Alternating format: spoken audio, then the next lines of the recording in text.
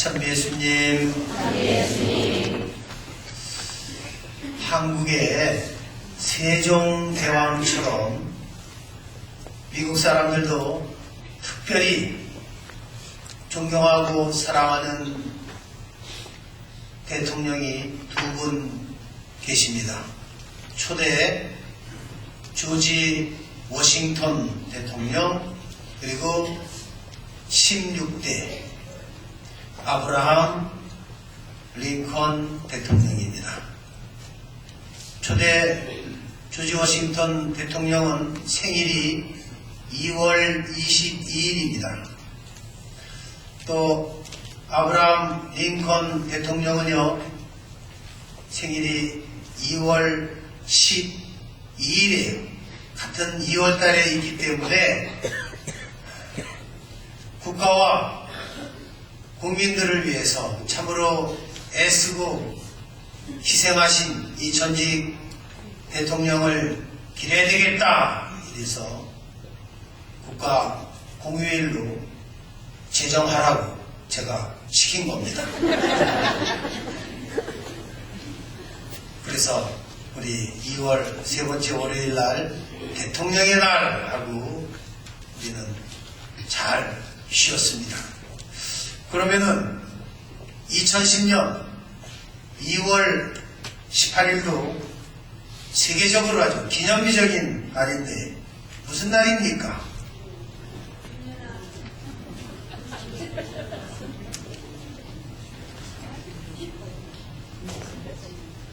피겨 스케이팅 김연아 선수가 아닌 게 아니라 금메달을 딴 날입니다. 대단한 선수죠. 아마 한국의 정치인 100명, 외교관 200명이 모여서도 할 수 없는 위대한 일을 한 겁니다. 그래서 우리 한국 사람들에게 자긍심, 또 한국 국가 브랜드의 위상을 높이 올려준 올림픽 출전 선수들, 그렇게 먼 곳에 있지 않습니다. 밴쿠버에 있습니다. 오늘 폐막하는 것으로 아는데 우리 그쪽을 향하여 큰 박수로 수고 많이 했습니다.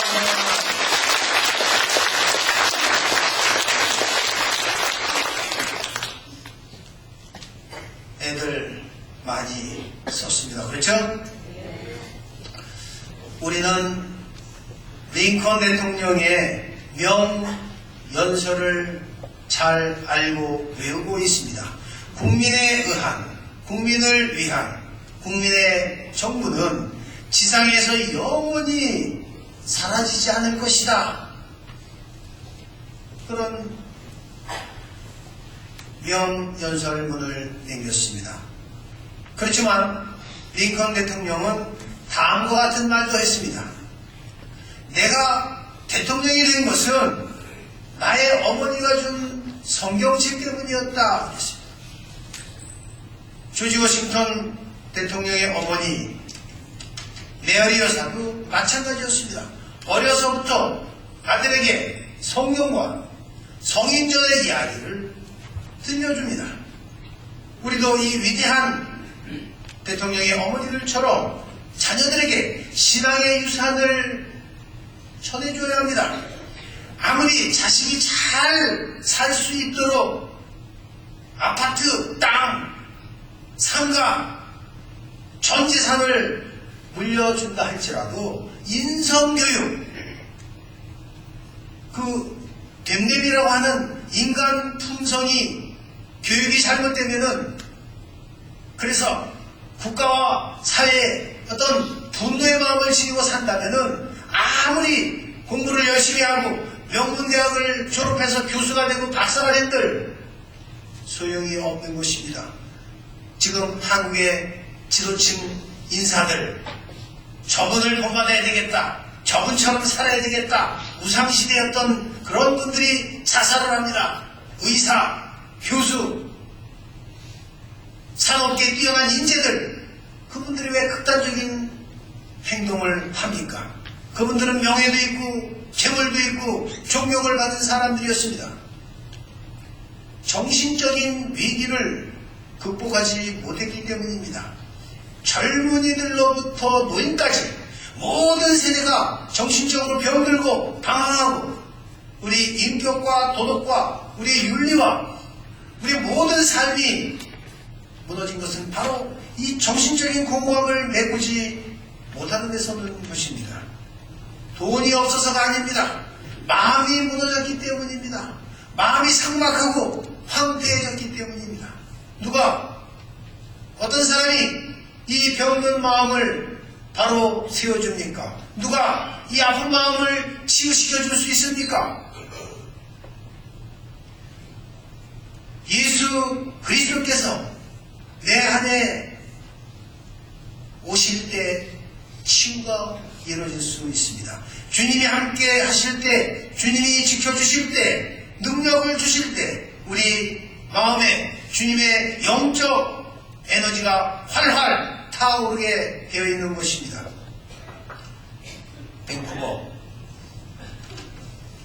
밴쿠버 동계 올림픽 중에 아름다운 장면이 있었습니다.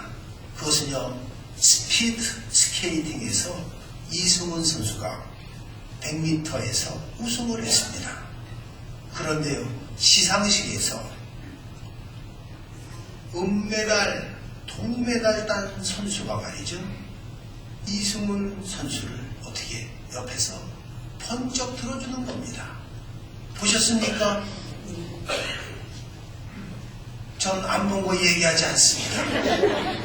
근데 왜 안 보신 것처럼 이렇게 표정을 지으십니까? 다들 보셨잖아요.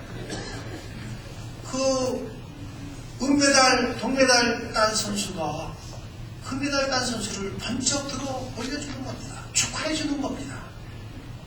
아름다운 마음, 얼마나 따뜻한 마음입니까?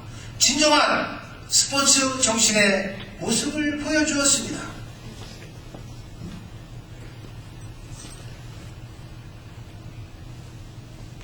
한편 김연아 선수에게 진 일본의 아사다마오라고 하는 이 선수는 은메달을 했습니다. 아주 점수 차이도 많았습니다. 인터뷰를 하면서 분하다, 4년 후에 다시 도전한다 하고 눈물을 흘렸습니다. 내일이 무슨 날입니까? 3.1절입니다.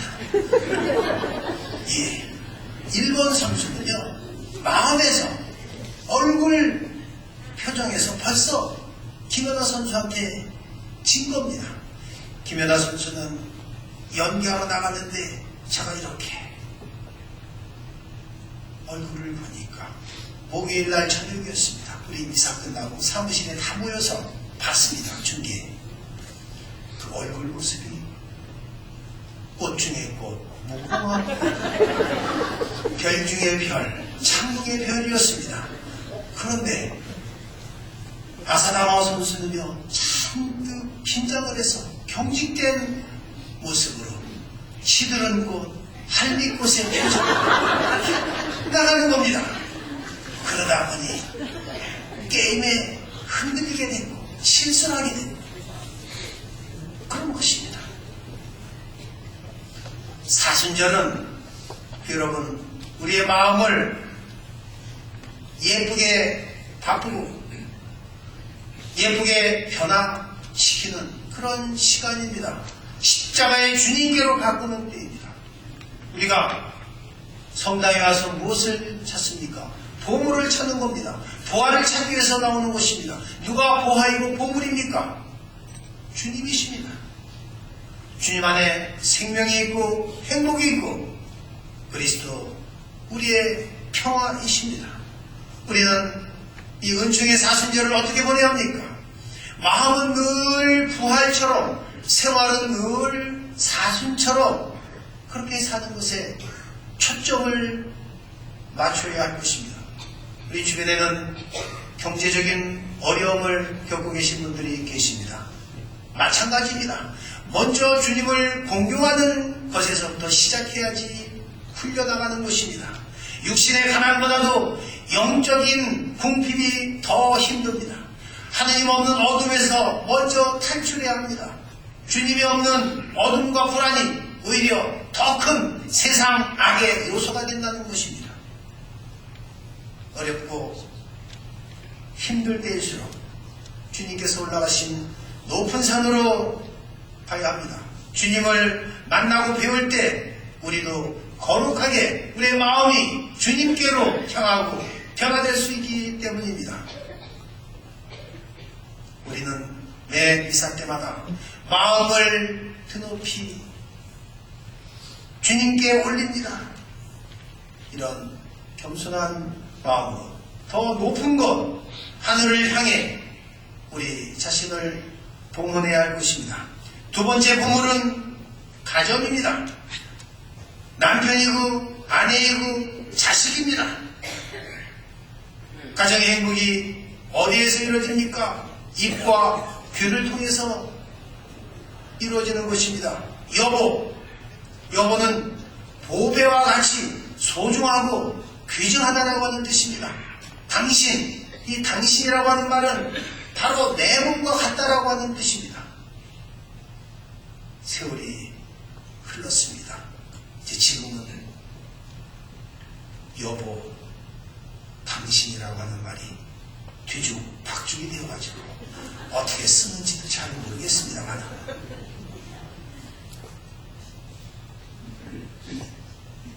아름다운 말, 부드러운 말, 따뜻한 말, 칭찬하는 말이 가정 공동체에 얼마나 큰 영적 에너지를 심어주는지 모릅니다. 오늘 아침 8시 이상 때 여자 복사이가 제 옆에 있었어요. 그래서 제가 왜 속에 없는 말을 했는지, 복사야, 너 옆에 얼굴을 보니까 어떻게 이렇게 김연아하고 똑같이 생겼냐. 복사이가 너무 감동을 받아가지고 울기 일보 직전에 있는데 울지 말아라. 엄마 아빠한테 가서 울어라. 자, 그랬습니다. 아픈 말, 상처 주는 말은 결국은 자신에게, 그 말을 쓴 사람에게 되돌아오게 되어 있습니다. 야고보서에 보면은 그래서 혀는 불이라고 했습니다. 아주 작은 불이 얼마나 큰 숲을 태워버립니까? 혀는 사람을 죽이는 독이 가득하다고 했습니다. 어떤 부부가요, 외출을 했는데 앞서가던 남편이 그만 무단 횡단을 했습니다. 그래서 깜짝 놀란 트럭 운전사가 남편에게 소리를 지릅니다. 이 바보 멍청이 얼간이 뭐저리야, 길 좀 똑바로 보고 건너, 그러는 겁니다. 이 말을 들은 아내가 남편에게 묻는 거예요. 여보, 당신 아는 사람이에요? 아니. 그런데 당신에 대해서 어쩜 그렇게 잘 알아요?